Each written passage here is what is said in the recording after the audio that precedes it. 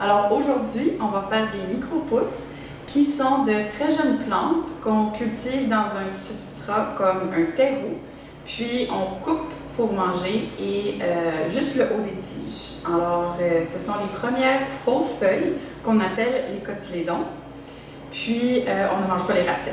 Donc ils restent dans un terreau. Je vais vous montrer un exemple. Puis ensuite, le terreau, on le met au compost. Un petit avertissement, certaines plantes ne sont pas comestibles. Donc, les pousses de certaines plantes sont toxiques. Par exemple, les tomates, on ne va pas faire des micro-pousses avec des graines de tomates. Aujourd'hui, on va le faire avec du blé. Donc, j'ai lavé mes mains déjà et puis on prépare le matériel. Donc, j'aurai besoin de mes graines biologiques, comme ceci. Puis, je les ai déjà fait tremper. Donc, j'aurai besoin de petits contenants peu profonds, comme ceci par exemple, que je n'ai pas acheté. C'est en récupérant quelque chose, au lieu de le mettre au recyclage, je le garde et je peux l'utiliser. Puis, mes graines ont déjà été trempées. Chaque graine a un temps de trempage différent recommandé. Donc, vous pouvez vérifier ce temps spécifique à chaque graine dans la fiche en bas de cette vidéo. Puis, après la fin de trempage, je peux commencer par égoutter avec mon tissu, puis l'élastique, comme ceci. On va vider l'eau.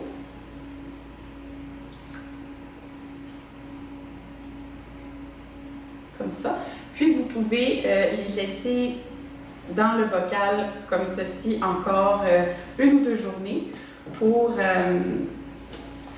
laisser faire son travail de germination. C'est sûr que vous allez devoir le rincer 1 à 2 fois par jour. Puis si vous voulez, vous pouvez aller vérifier la vidéo sur les germinations d'abord si vous ne l'avez pas encore vu. Donc, je vais pouvoir mettre ceci de côté. Puis, ces graines-là qui ont déjà été trempées pourront être placées dans les contenants. Par exemple, ce contenant-ci, avec quelques petites perforations, on peut le placer sur un petit plateau pour attraper l'eau qui est en trop. On peut aussi prendre un contenant qui n'est pas perforé. Puis, ça va changer la quantité d'humidité par contre. Mais on peut utiliser un petit vaporisateur comme ceci pour garder humide à tous les jours. Donc, pour la deuxième méthode, c'est ça, l'humidité est un peu plus difficile à contrôler, mais c'est très joli dans un pot en céramique comme cela et ça fonctionne.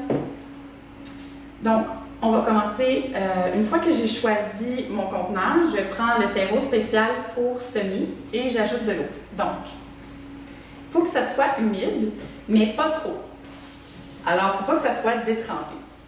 Donc, je mets de l'eau, puis on va commencer un premier essai. Quand je mélange le terreau avec ma main et que j'écrase, s'il y a quelques petites gouttes qui tombent de ma main, c'est parfait. Mais s'il y en a trop, alors là, ça veut dire qu'il y a trop d'eau, puis on va juste ajouter du terreau.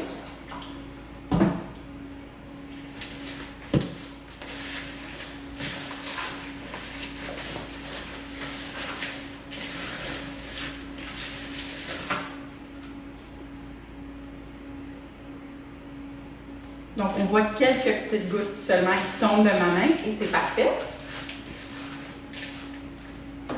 Puis, on va placer le terreau dans le contenant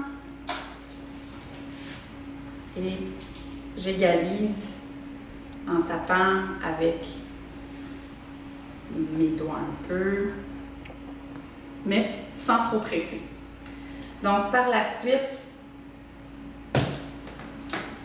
je vais chercher les graines qui ont déjà trempé et puis je les place au-dessus.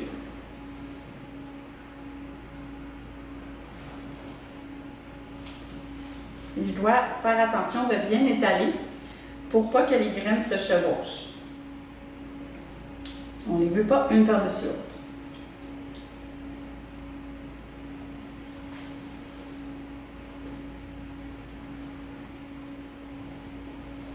Pour l'exemple, voici. Puis par la suite, elles sont bien placées. On peut prendre un contenant semblable et l'installer dessus. seulement pour s'assurer que ça fait un petit poids dessus, une petite pression. Puis, si vous voulez produire plus de plantes pour en manger toute la semaine, c'est génial, puis ça sauve de l'espace. Et puis, dans le fond, je peux ajouter des contenants l'un par-dessus l'autre au fur et à mesure que j'en fais pour avoir plus de pousses. Parce que le terreau est déjà humide, je n'aurai pas besoin d'arroser souvent, mais si je vois puis je sens, bon, la superficie là, de la terre, le dessus commence à être sèche, je peux vaporiser avec un petit peu d'eau, légèrement. Et puis, quand les pousses commencent à grandir, là, je peux les mettre sous une source de lumière, comme ceci. Puis là, on a des beaux exemples qui ont déjà sorti. Ça, c'est le blé. Et puis, on va les mettre ainsi sous une source de lumière. Ça peut être même une fenêtre, là, si vous n'avez pas du matériel comme ceci. Une fenêtre ensoleillée pendant quelques jours, puis les tiges vont s'allonger et commencer à verdir. Donc, si le contenant est troué, je peux aussi arroser là, au niveau de la base, par exemple. Donc, je mettrai un peu d'eau dans le plateau ici, puis je dépose le plateau comme ça, puis l'eau va rentrer par en bas. C'est parfait comme ça. Alors, quand les tiges sont bien longues, puis que les premières toutes petites bébés feuilles sont sorties, ça c'est les cotylédons, c'est ça qu'on veut manger. Quand ça c'est sorti, on peut les couper pour les manger et il faut les couper juste avant que ça soit les vraies feuilles. Message important. Donc, pour notre exemple d'aujourd'hui, c'est du blé. Celui-là, c'est un exemple encore jeune, mais ce que vous pouvez faire, c'est couper ici comme ça, puis le manger ou en faire du jus. Et puis, une fois que c'est terminé, vous pouvez mettre votre terreau au compost, puis on rince bien comme il faut les pousses parce que ça se peut qu'il y ait un petit peu de terre encore dessus, puis ensuite c'est prêt à manger. Puis si vous ne voulez pas les manger tout de suite, on a encore la petite technique de prendre un pot pour le conserver au frigo, puis avec un petit linge propre au bas qui va attraper l'humidité, on les met au frigo, puis on peut les manger prochainement et rapidement. Donc, bon appétit!